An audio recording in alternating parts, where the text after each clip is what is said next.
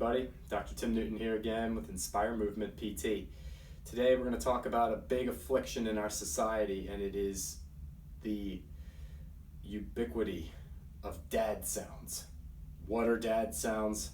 You probably already know. But that grunting and groaning with steps and bending over and picking things up and picking our kids up, whatever it is, if you're under the age of 50, we probably shouldn't be doing it. So we're going to talk a little bit today about how we can get out of that mess and stop grunting all the time to bend over and pick up a little piece of paper that fell on the floor, okay? Guys, we sit a lot, we don't move a lot, we need to get our hips flexible and strengthen them a little bit, and they're going to start moving a lot better. So we're going to talk a little bit here about how we're going to do that. You're going to start with stretches. This whole thing is going to take probably about 25 minutes of your time, and you're going to do it twice a week, all right?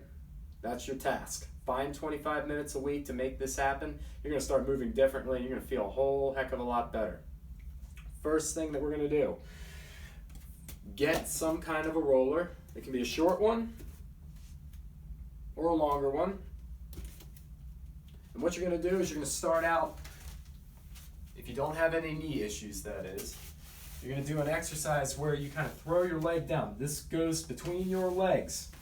So everyone be careful.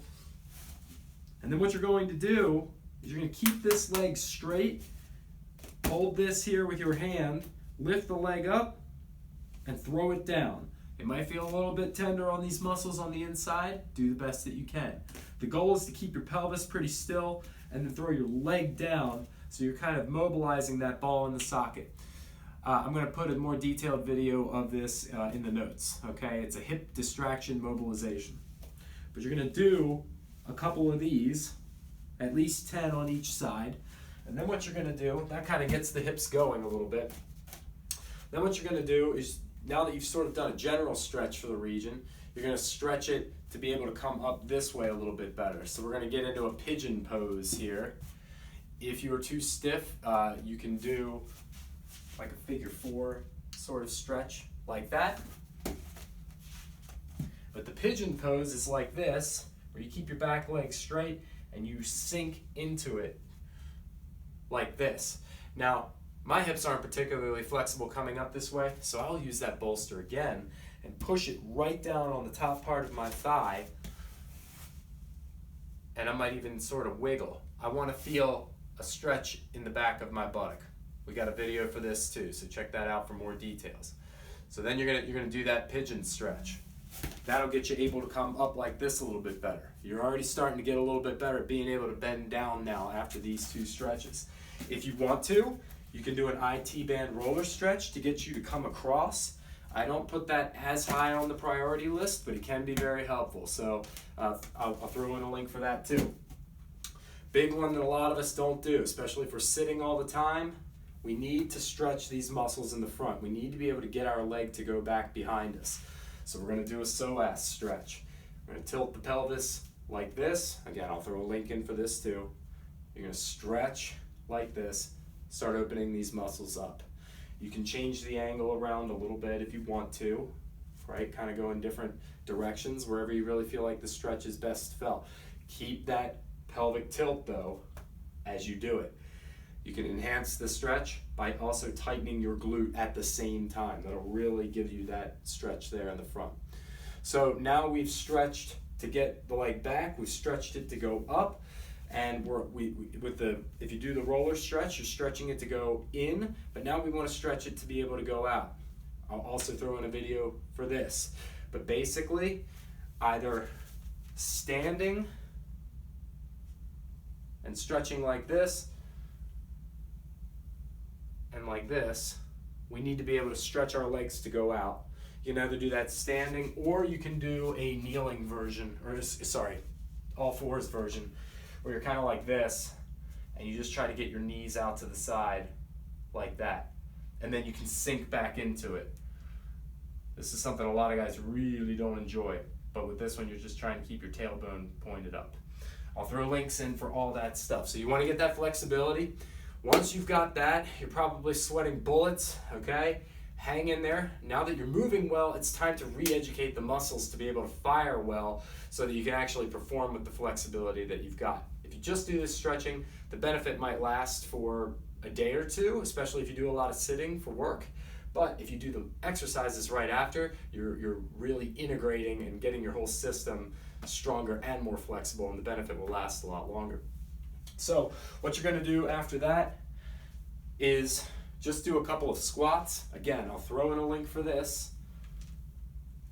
Just up and down like this, keeping your back flat. Don't start dumping down with your butt.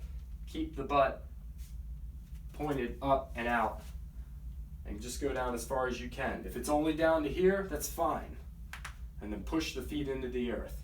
And then what you're going to do from there are, so do about 10 of those, and then you're going to do 10 single leg deadlifts, all right?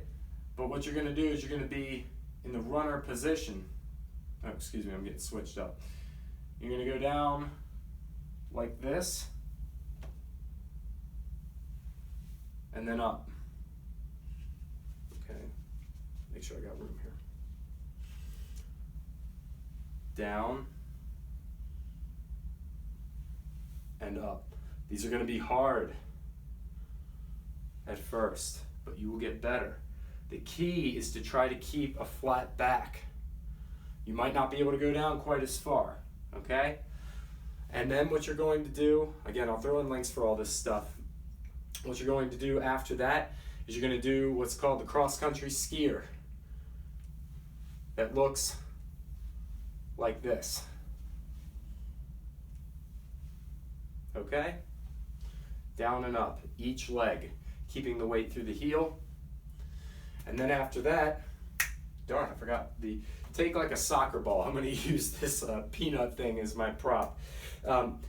Take a soccer ball or a small ball or something like that, and you're going to do some figure eights like this. Okay, I'll put the link in for that too.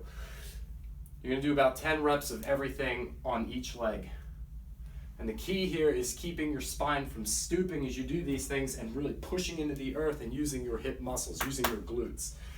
So basically we're just kind of loosening the hips up, getting them some more play in 3 dimensions, and then we're going to get the muscles actually firing a little bit. And then what you're going to start finding after that is that anytime you lunge down for something, anytime you start going up the steps, you're going to push with a little more confidence. You're going to have the flexibility, you're going to have a little bit better balance, especially after like a week or 2 of doing this, and you're just going to start moving better and hopefully less grunting, and that's good for everybody. Thank you for watching, guys. Have an inspired day.